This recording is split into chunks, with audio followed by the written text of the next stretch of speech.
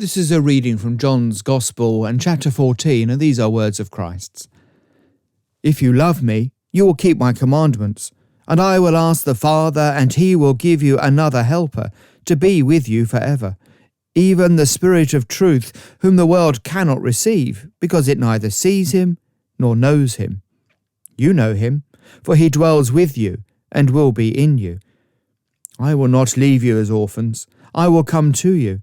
Yet a little while, and the world will see me no more, but you will see me. Because I live, you also will live. In that day you will know that I am in my Father, and you in me, and I in you. Whoever has my commandments and keeps them, he it is who loves me.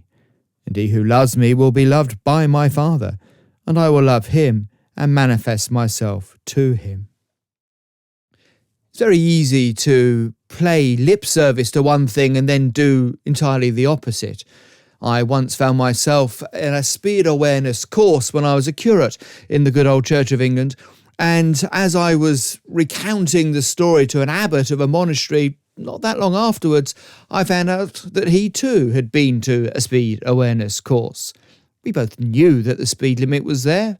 We both understood the implications, but nonetheless, we were both caught. We both had to attend the course. And we do this often. And it's bad enough when we do it with friends that we say one thing to them and then we do another thing. It's all the more serious, of course, when we do this with God. This is why the prophets in the Old Testament were so keen on pointing out hypocrisy, were so keen on trying to say to the people of God, it's not enough simply to know the right things. You also have to do them. So listen to this, for instance, from Jeremiah. Your burnt offerings are not acceptable, nor your sacrifices pleasing to me. It's not as if you could buy God off with a few bits of ritual. There was more than that. Or how about this from Isaiah? I've had enough of burnt offerings, of rams and the fat of well-fed beasts. I do not delight in the blood of bulls or of lambs or of goats. Bring no more vain offerings. Incense is an abomination to me. Yes, all the ritual was correct. People were doing all the right things. But it was lip service. It counted for nothing. Or from Amos, I despise your feasts. I take no delight in your solemn assemblies. Even though you offer me your burnt offerings and grain offerings, I will not accept them. I think it's fair to say that God sees through all these rituals, the burnt offerings and the other offerings. God knows when it's merely lip service. God knows that after all, actions speak louder than words. Which is why it says in this passage that we have to put Christ's commands into practice. Listen to his words again. If you love me, you will keep my commandments. And what are these commandments? Well, read the Sermon on the Mount, Matthew chapter 5 to Matthew chapter 7. You'll find he deals with all sorts of things there. You'll find he speaks about anger and lust and oaths and our tendency to judge other people. These are the sorts of things that we are to deal with. These are the actions. These are the commandments of Christ. And it's not that he's simply giving us a religion of legalism. Do this, do that, do the other. But rather he's speaking of how we might be transformed as we keep the commandments of God.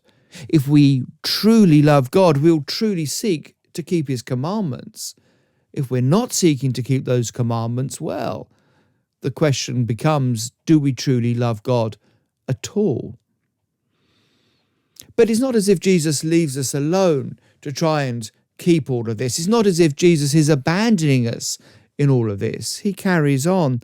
He says, I will ask the Father, and he will give you another helper to be with you forever, even the Spirit of truth. So it is that Christ is saying that we will be asked to carry out his commandments, but Christ himself will send us another helper, one like him, the Holy Spirit, who will help us to fulfill those commandments. Our desire is met and mingled with the power that the Spirit gives us, the enabling that the Spirit gives us to do all these things. It's not as if God abandons us and says, get on with it, but rather God cares for us, comes alongside us, dwells within us, and strengthens and equips us, so that we can therefore demonstrate our love for God by the keeping of God's commandments. As a 20-year-old, a young Charles Spurgeon, the famous Baptist preacher of the 19th century, preached on this passage. I think I'll leave you with his words. Where is the Holy Spirit all the while? Is he lying idle? Oh no, he is floating over all the earth, and when he sees a weary soul, he says, come to Jesus, he will give you rest. When he beholds an eye filled with tears, he wipes away the tears and bids the mourner to look for comfort to the cross. When he sees a tempest-tossed believer, he takes the helm of his soul and speaks the word of consolation. He helps the broken in heart. He binds up their wounds. And ever on his mission of mercy, he flies around the world, being everywhere present.